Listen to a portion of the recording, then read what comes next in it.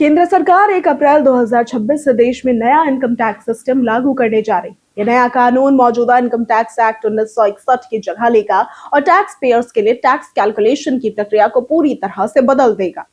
Income tax rules 2026 के draft के मुताबिक middle class tax payers, private sector के कर्मचारी और बड़े बिजनेस हाउस टैक्स की नई गणना के दायरे में आएंगे। इसका मुख्य उद्देश्य सैलरी के साथ मिलने वाली सुविधाओं जैसे कि कंपनी का घर, कार, गिफ्ट्स और अन्य भत्तों की वैल्यू के लिए एक फिक्स फॉर्मूला लागू करना है, ताकि टैक्स असेसमेंट अधिक पारदर्शी और सरल हो सके।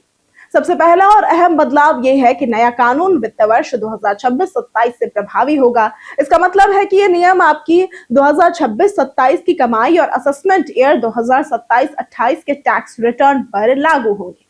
नया इनकम टैक्स एक्ट 2025 को सपोर्ट करने के लिए लाया गया है, जिसमें टैक्स कैलकुलेशन के तरीके को सरल बनाने पर जोर दिया गया है। दूसरा बड़ा बदलाव रिटायरमेंट फंड से जुड़ा हुआ होगा।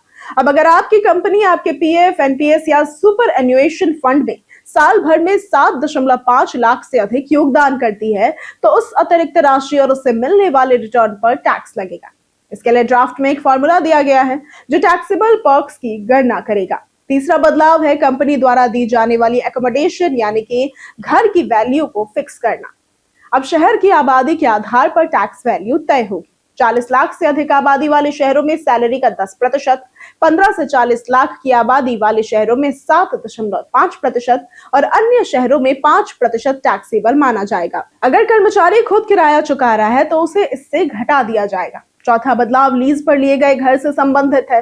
मेट्रो शहरों में अगर कंपनी किराए पर घर देती है तो टैक्सेबल वैल्यू कंपनी द्वारा चुकाए गए वास्तविक किराए और सैलरी के 10% में से कम राशि के हिसाब से तय होगी। पांचवा बदलाव कंपनी की कार पर लागू होगा। ऑफिस की कार का पर्सनल और ऑफिस से दोनों उपयोग करने पर टैक्स फिक्स मंथली वैल्यू के आधार पर लगेगा। 1.6 लीटर तक की कार पर 5,000, बड़े इंजन वाली कार पर 7,000 और ड्राइवर की सुविधा पर 3,000 रुपए प्रति महीने टैक्स लगाया जाएगा। अब त्योहारों पर मिलने वाले गिफ्ट्स की लिमिट अब 15,000 सालाना होगी। इससे अधिक की वैल्यू पूरी तरह से टैक्सेबल होगी। वहीं ऑफिस में मिलने वाले खाने और गैर शराबी पेय पर 200 रुपए प्रति मील तक टैक्स फ्री रहेगा। इसके अलावा कंपनी से लिए गए लोन पर टैक्स का नया नियम लागू होगा। बिना या कम ब्याज वाले लोन पर एसबीआई की ब्याज दर के हिसाब से टैक्स लगेगा। 2 लाख तक के लोन या गंभीर बीमारी के लिए लोन टैक्स फ्री रहेंगे। टैक्स फ्री इनकम से जुड़े खर्चों को क्लेम करने के लिए नया फॉर्मूला आया है। इसमें निवेश की एवरेज सालाना वैल्यू का 1% खर्च मान्य होगा। तो अंत में विदेशी डिजिटल कंपनियों के लिए सिग्निफिकेंट इकोनॉमिक प्रेजेंस की सीमा तय कर दी गई। अगर भारत में किसी कंपनी का रेवेन्यू 2 करोड़ से अधिक है या उसके 3 लाख से ज्यादा भारतीय यूजर्स हैं, तो उसे भारत में टैक्स देना होगा। इन सभी बदलावों का सीधा असर आपकी टेक होम सैलरी, फॉर्म 16 और सैलरी स्लिप पर पड़ेगा।